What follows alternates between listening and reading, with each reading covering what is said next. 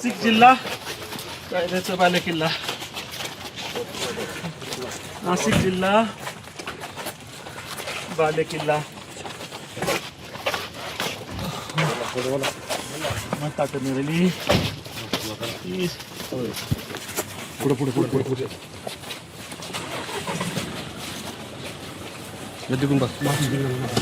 Boot आणते मला बुटान का बुटान इकडे सर सर सर मान बुटान आणते आणते मान पुढे सर हात पुढे घ्या हात पुढे घ्या हात पुढे घ्या ना हात पुढे. आजपर्यंत मिरगाव परिसरातील शेतकऱ्यांवरती मोठी दहशत आणि दादागिरी करणारा भोंदू अशोक खरात हा कायद्याचा दणका बसताच ढसाढसा रडू लागलेला आहे.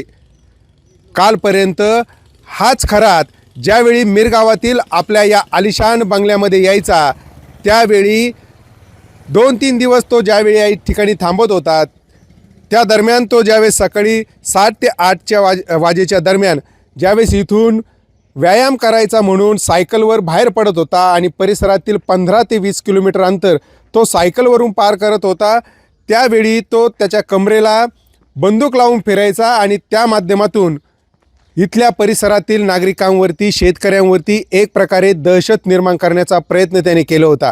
त्याच्या ज्या पद्धतीने राजकीय आणि प्रशासकीय स्तरावरती ओळखी होत्या त्या ओळखींचा गैरफायदा घेत त्याने अनेक शेतकऱ्यांना त्यांच्या जमिनी लुबाडल्या, त्यांना दमदाटी केली, त्यांना जिव्या मारण्याच्या धमक्या दिल्या.